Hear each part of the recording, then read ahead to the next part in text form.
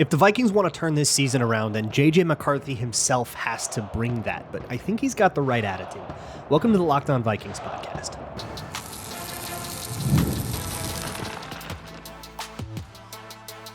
You are Locked On Vikings, your daily Minnesota Vikings podcast, part of the Locked On Podcast Network, your team every day. What's going on, everybody? Welcome to the Locked On Vikings podcast, where we're always trying to learn something new.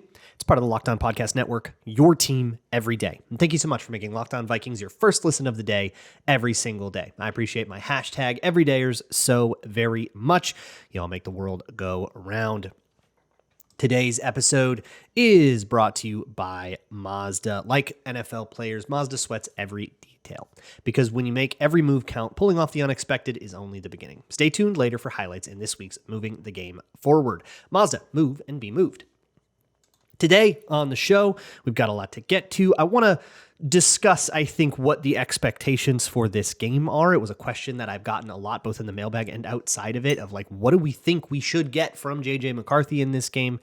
As well as, of course, look a little bit at the betting lines in the Zoever under and your bold predictions. So let's dive all the way in.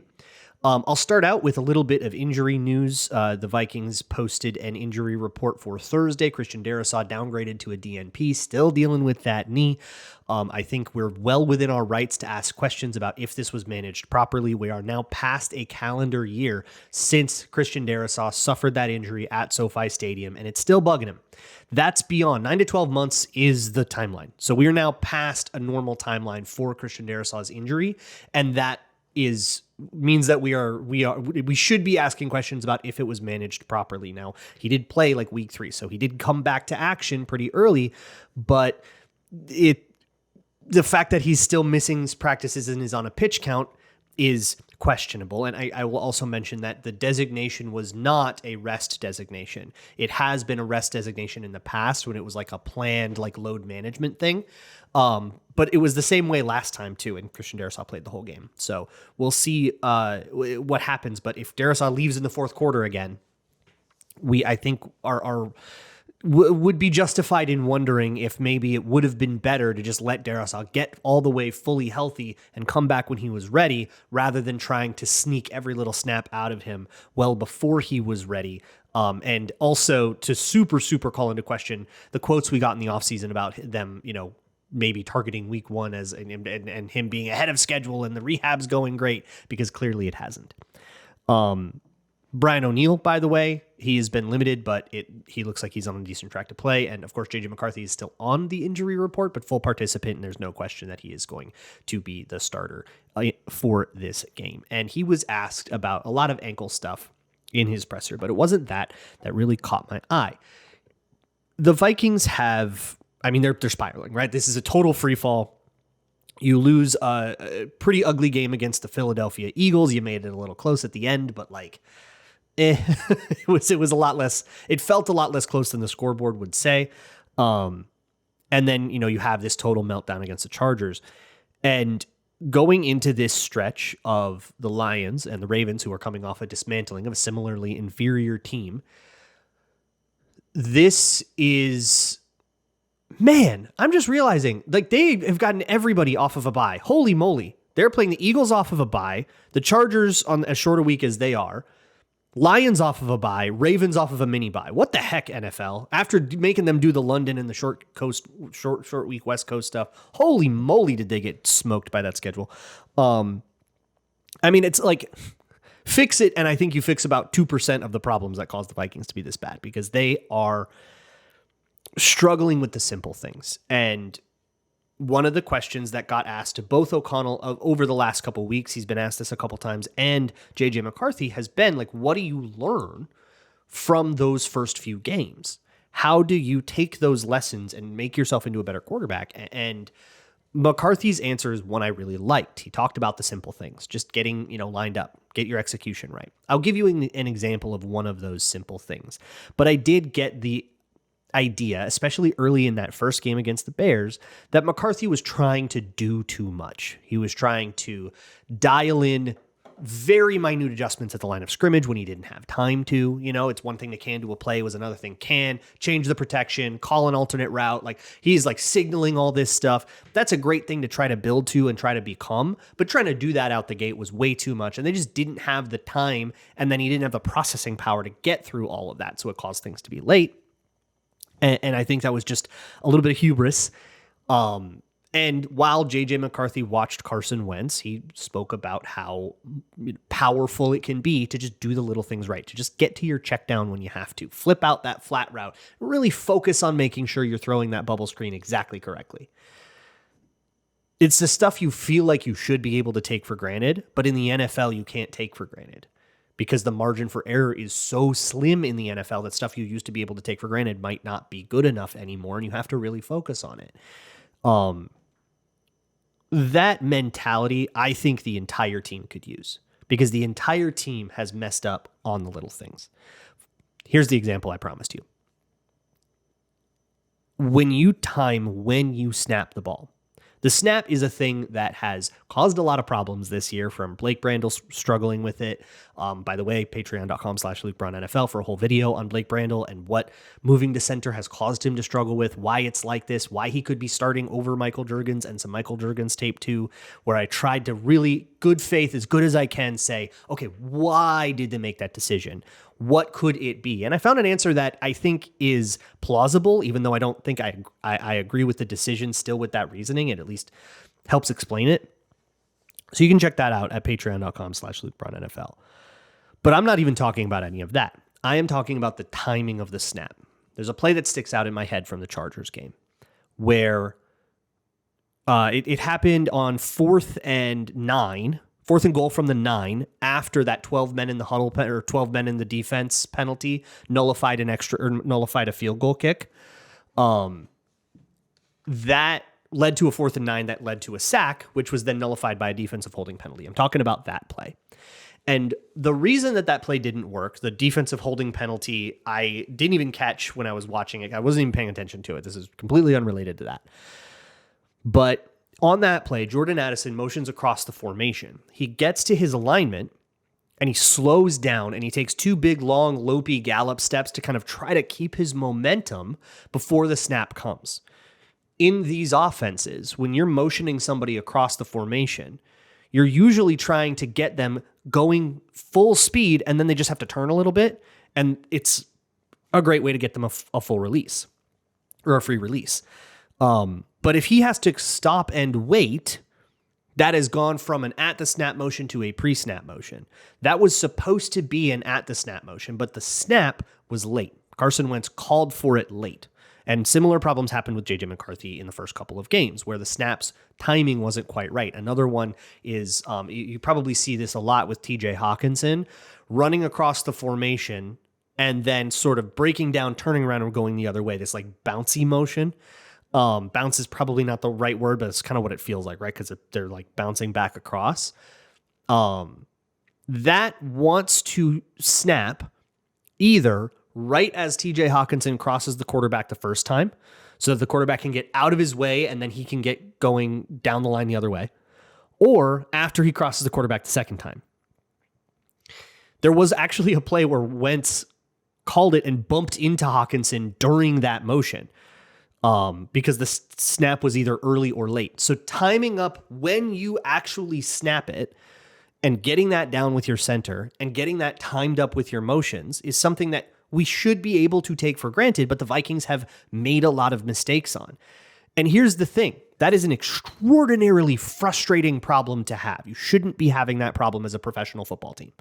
But it's also, by that same nature, one that you can kind of hold out hope that maybe it will be fixed on a little mini buy. That maybe McCarthy has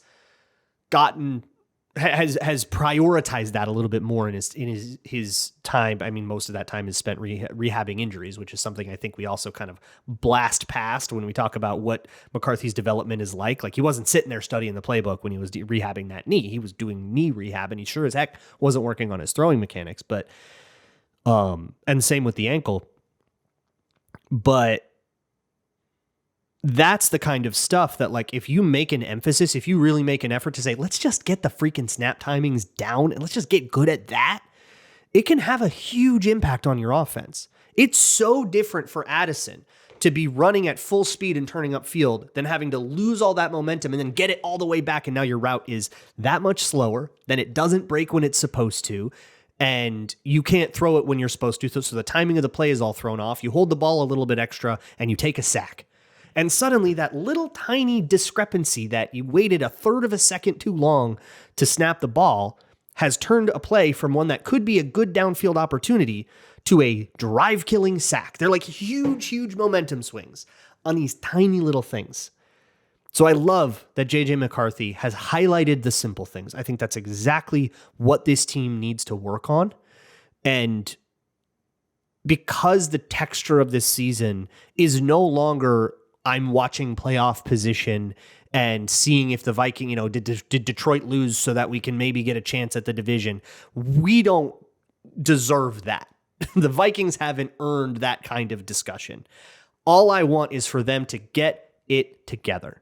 And if they can get it together, even if it takes all of these 10 games to do it, that will give us something to kind of hang on to going into the offseason and into next year that lets you say, okay, the fact that they're really set up to run this whole thing back, well, now they're organized. So let's see if they can just kind of bank on continuity and get a lot better. That's what I'm hoping for. And I think these next 10 games are all going to be part of that. But in terms of my expectations for McCarthy in this game in particular, I've said it before, but I'll say it just so it's on the record. I just want to see general competence. I don't need to see perfection. I don't need to see a mistake-free game. If he throws 2 picks, I can work with that. We'll break them down on Patreon, but we can kind of take those in stride as the growing pains of a young quarterback. What I can't see is, oh man, this guy doesn't know what he's doing. Holy crap, he's drowning out there. He's the snaps aren't right, the timing isn't right, the play clock's a mess. He can't read the field. He's panicking. He's running out of the pocket every time because he doesn't know what he's looking at. If that's what we get from McCarthy, then we have pretty big concerns. But even that, it is a pretty fair point that McCarthy has had 2 weeks now of 2 full weeks of actual in-season NFL practice. He hasn't practiced. And as we learned last week, when you don't practice, you don't play well. We'll hope things go better next week, but the betting market doesn't quite think so. We'll get into that next on the Zoever Under on the Locked On Vikings podcast. This episode of Locked On Vikings is brought to you by Mazda's Moving the Game Forward. For those who believe it's not just about playing the game, it's about redefining it. There are moments that do more than put points on the board. They move crowds, culture, and keep moving the game forward. For this week, because we already did this last week because it was a Thursday night game, and so the following Friday we had our moving the game forward moment from the Chargers game, I'd like to give a shout out to one just generally, which goes to Jalen Redmond, who has very much been the only player to show up in sequences when the whole rest of the Vikings haven't. He's had hot starts to games. He is one of the pressure leaders among all interior defensive tackles over the course of the whole season, and we could have given this award to him kind of every week. He's having an absolute breakout season, and it's time he's recognized as such. What he does on the field is about more than just stacking up production. He's crashing so that Jonathan Grenard can have a nice lane for a sack. He's holding up against a double so that linebackers can actually have an opportunity to make a play. He brings the whole team forward.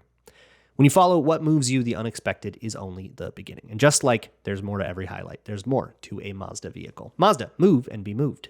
Today's episode is also brought to you by FanDuel, America's #1 sportsbook. We're about to get into a whole bunch of NFL lines in a minute, but the NBA is also back, and there's no better place to get in on the action than FanDuel, the official sports betting partner of the NBA. Even if you miss the start of whatever game, or you just want to ride the hot hand, FanDuel has live bets on everything from who will score next to fourth quarter comebacks. Plus, you can even combine your live bets into a same game parlay for a shot at a bigger payout. So if the Vikings are trailing by a lot at halftime and you think they're going to make a comeback effort and close the gap, you can bet on that, or you can even combine things across leagues. Anthony Edwards threes plus Justin Jefferson touchdowns. You can put all of that together at FanDuel and keep every game exciting, especially when it's your team who is making that late push. Right now, FanDuel is giving new customers $300 in bonus bets when your first $5 bet wins. So go ahead to FanDuel.com to sign up today and play your game with FanDuel, the official sports betting partner of the NBA. Moving along with the Locked On Vikings podcast, it's time we look at some of the betting lines and see what the world thinks of the Vikings. It's time for the Zoever Under. This time on the Zoever Under, we have some bleak stuff. It's a little sad. So here is where the lines land. We will talk about these betting lines, not as me telling you what you should or shouldn't bet on. That's up to you. You bet on whatever your heart tells you to, but rather I would like to look at the betting lines in the context of a proxy for what the rest of the world thinks of the Vikings. And in this case, they are very low on the Vikings. The Vikings are 8.5-point underdogs in this game. Over under is 48.5. So that implies like a 28-20 kind of game. And look, the Vikings were favored in all 5 of their first games, and they've been underdogs in the last 3 now, and will probably continue to be underdogs for a while here. But that is as big of a spread as the Vikings have had going into a game. I think they were like 4.5, 3.5 point dogs going into the Los Angeles Chargers games. They get blown out. The Lions are white hot, so it makes sense that things are like this. But we can dive a little bit deeper to see the exact nature of things. I've seen the J.J. McCarthy passing line go kind of up and down and all over the place going into this game. Jared Goff's is at 236.5. J.J. McCarthy's is at 214.5. Look, that's actually not that bad. Just a couple weeks ago, Jalen Hurts had an over-under of like 205, which is, I think, the lowest number I've seen in this segment so far. Oh, no, that's not true. There were lower ones in like Europe with like Dylan Gabriel and stuff, but that's one of the lower ones I've seen, and that clearly didn't turn out to be the case. Jalen Hurts crushed that line, perfect passer rating, the whole deal. But it's not as dire as you would think. Maybe that has to do with the Lions and the way their secondary has struggled. Even though, they're getting like Terrion Arnold back, it looks like this week, he's still had his struggle. So like that secondary is not a unit that has the best reputation, at least.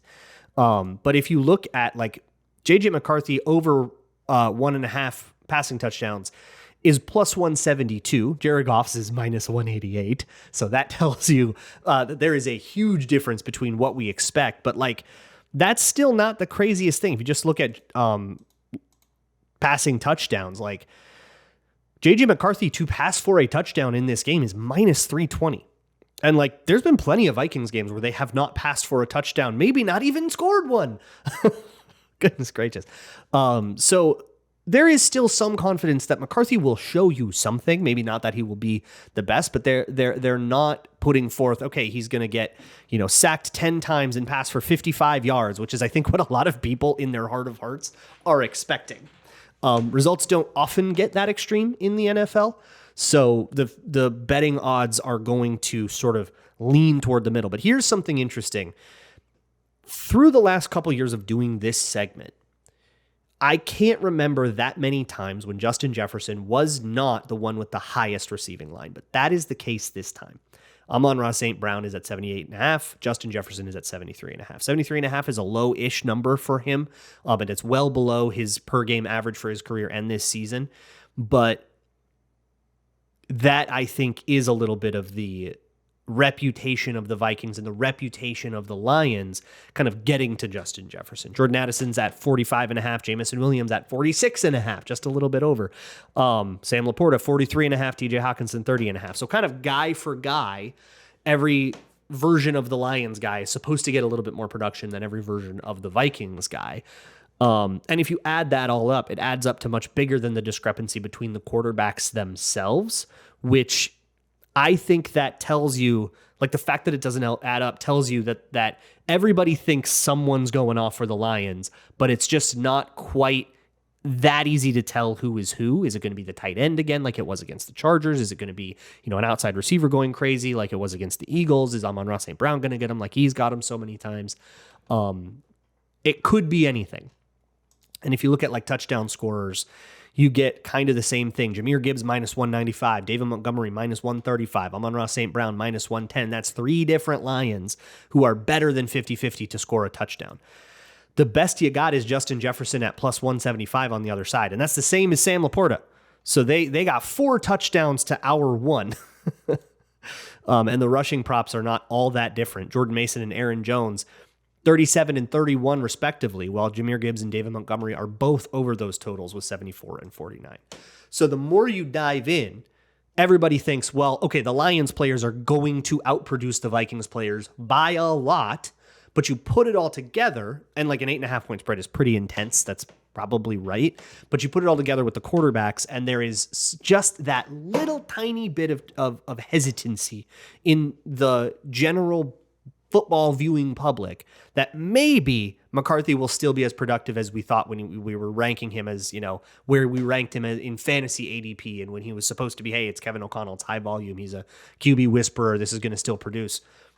There's still that inkling of hope. And I think that that's appropriate considering how little we've seen of J.J. McCarthy, how many yards the Vikings put up with Carson Wentz, and just that general, young quarterback could still kind of turn it on at some point sort of thing that we've seen with just about everybody who's come out of the draft has had that moment where they become a bigger man than the guy they were the second week of their career. The other thing that I like to do in this segment here in the Zoever Under is, of course, have my rabbits pick the game. The rabbits are, so Zoe is 5-2 and ZD is 3-4, just like the Vikings. And last week they both picked the Vikings and they both dropped one. So ZD at 2 games behind Zostradamus, who is, by the way, has had a winning record every single year. This is the 4th season I've been having my rabbits do this. And Zoe has always ended the season with a winning record. She is now on a decent pace to do that again. And let's see how they picked. In this particular case, ZD was very, very aware that I was about to give vegetables. He comes up basically right in the middle, but with no hesitation, he picks Detroit, and Zoe goes for the same pile. That's very smart of her. Don't let him get any of that ground back, right? And just kind of keep pace, but we'll see if they diverge at any point this season and how that turns out. But in this case, both of the rabbits picked the Lions at minus 8.5 points. We'll see if it turns out that way. Next up, your bold predictions here on the Locked On Vikings podcast. Today's episode of Locked On Vikings is brought to you by Rugiet Ready. Look, fellas, let's be real. You don't have to make excuses when you don't perform. It doesn't solve anything, and we've all heard it. I'm just stressed, I'm tired, it happens to everybody. But when it comes to performance and ED, sometimes your body just needs a little extra support. And that is what Rugiet is for. It offers fast-acting, doctor-prescribed treatments for ED designed to help you stop making excuses and start making moves. It makes it super easy to get started. You can connect with a board-certified doctor 100% online. So no waiting rooms, no inconvenience, no awkward face-to-face meetings. If prescribed, your treatment will ship discreetly right to your door, and the process is fast, simple, and very private, all handled by real doctors. Visit rugiet.com/LockedOnNFL to get 15% off of your first order. That's rugiet.com/LockedOnNFL. Don't forget to use code LockedOnNFL so they know we sent you. Rugiet, stop making excuses and start making moves. It is time for some bold predictions here on the Locked On Vikings podcast. A couple of quick updates before we get into this week's bold predictions. I would like to go back to last week's bold predictions and even go into the Eagles game. So last time we did bold predictions, it was a short week. I was a little overwhelmed and I totally forgot something. So we had a thing about the Eagles being an anti-revenge game where all of the revenge game players would have bad games and they wouldn't produce anything. And you could really argue that that all happened with Isaiah Rodgers, Javon Hargrave, Marcus Epps, Carson Wentz, all having bad games. What I forgot was that Eric Wilson was an Eagle, and Eric Wilson did have a TFL in that game. So that nullifies the bold prediction, and PFF's random number generator did not, in fact, receive the prize. For his trouble, because I felt bad about the workaround, I did give him a month of Patreon for free, so I hope you're enjoying that. But let's go to the Chargers game bold predictions, none of which hit, but we'll really quickly recap them. David D said that David Drogemeyer from Locked On Chargers said that Justin Herbert would go over 400 yards. He almost did. We got close, but not quite. ND Bison fan would say that said that Carson Wentz would light up the Chargers with a blowout win.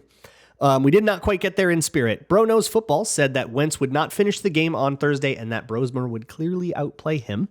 I would say Wentz did not have a great game and Brosmer looked whatever when he played like one drive. He passed like twice.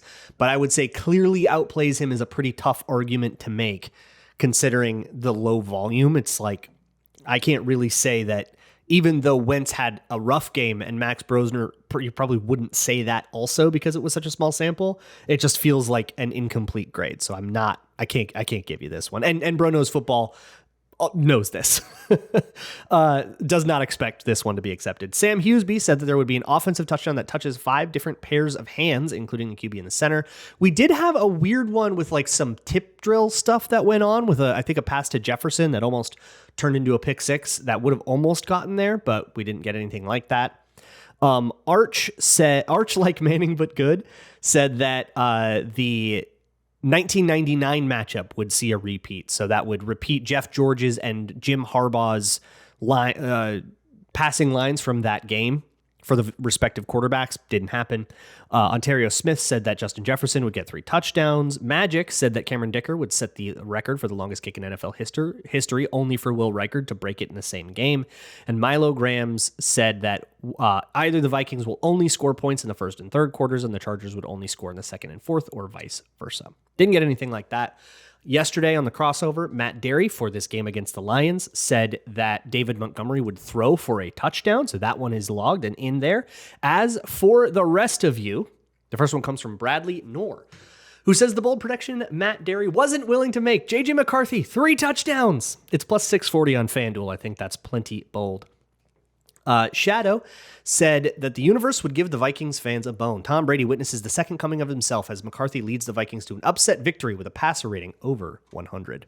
There's a big Michigan angle to this, of course. You know, in Michigan, Brady, McCarthy, both Michigan guys. So there's some kind of angle to that there. Passer rating over 110 and an upset victory. Here's what I'm going to do. 110 these days isn't quite bold enough. I'm going to pump that thing up to 120. JG to JJ all the way says that the JJ to JJ connection is special. Jets gets 2 touchdowns and over 130 yards. It would be nice to see that. That was McCarthy's first passing touchdown, went to Justin Jefferson. Casey the Coolest says that this will be known as the Andrew Van Ginkel game. He will right his missed opportunity from last year, and he will get that Gink 6. A Gink 6 is a specific thing. It has to come in the flat. It has to be about, picking off a screen or some kind or smoke or other kind of similar quick pass in appeal responsibility, where when you kind of sense that the pass is going your way, you get your hand up on it or you go to make the tackle, or in Van Ginkel's case, he goes to try to pick it, and he is due for one of those. All right, it's been a while. He also added that the Vikings defense will outscore the Vikings offense, which will be a critical component of this. You know what? No, it won't. I'm taking that out. The Gink 6 is good enough. If you call a Gink 6 and a Gink 6 happens, yeah, I'm giving you the bold prediction thing. Nate Jelson says that the Vikings will possess the ball for less than 20 minutes of game time. I believe this happened last week as well. This was submitted today. This was submitted about 12 hours before I recorded this. So that was not accidentally a bold prediction about the Chargers game that hit. I had to check that because they think it was like 19 something. So basically just a repeat of last week.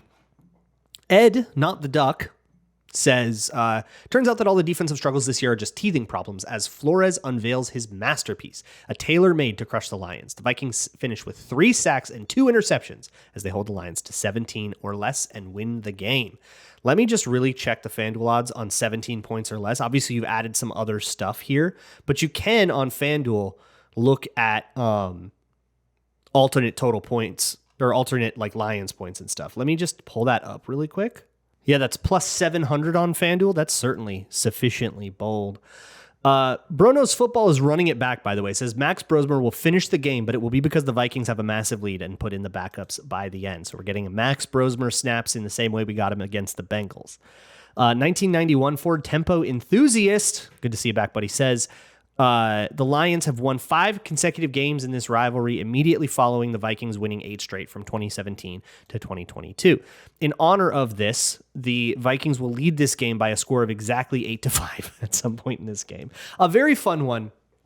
But Milo Grams, who has been all over this, is going to have, once again, the pièce de résistance, who says that the Lions currently have a 5-game winning streak against the Vikings, which ties the record for their longest winning streak against the Vikings. And that happened when the Vikings were an expansion team in 1961 and onward, the very first 5 games between the two teams. And in those 5 games, we find striking similarities. The Vikings lost or tied the turnover battle in the first of 3 games of those losing streaks.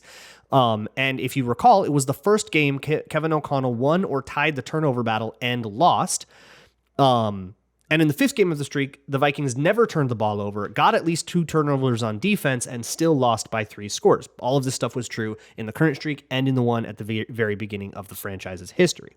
So this game, after the losing streaks, the Vikings won for their 4th win of that season while turning the ball over 5 times to the Lions' 6. While I won't predict that for the game on Sunday, we'll make it somewhat more reasonable and say that the Vikings will win the turnover battle, as they did to end the losing streak in 63, and will do so despite the offense having 3+ turnovers. I imagine you also need them to win the game, right? To keep the streak alive, that they'll win the turnover battle and win the game, and they will have 3+ turnovers. That's how I'm choosing to define this one. Look, this season has gone belly up. And I know that's a weird thing to say because they're 3-4, but I will leave you with this. Those 3 games count. And as bad as the quality of this 3-4 is, the 4 losses are particularly frustrating, and the 3 wins are hard to get behind because they were kind of close and gritty and ugly, or in the case of the Bengals, it kind of feels like nothing feels like a moral victory. They haven't had a moral victory yet. They're a moral 0-7. But you don't go to the playoffs on your moral record. I say that on this show a lot. And while it feels really bad in Minnesota, it is far from too late to turn things around. The opportunity is in front of them. Their odds to do that, I don't know if I believe in it, because there's a lot of really concerning trends and kind of details that I'm not feeling great about. But they have the opportunity for sure. Game 0-0. Go play ball. I'll talk to y'all on Sunday, right after the game, right here on Locked On Vikings. We will be live right at 000 with the squad show. I will see you all for that. And as always, Skol.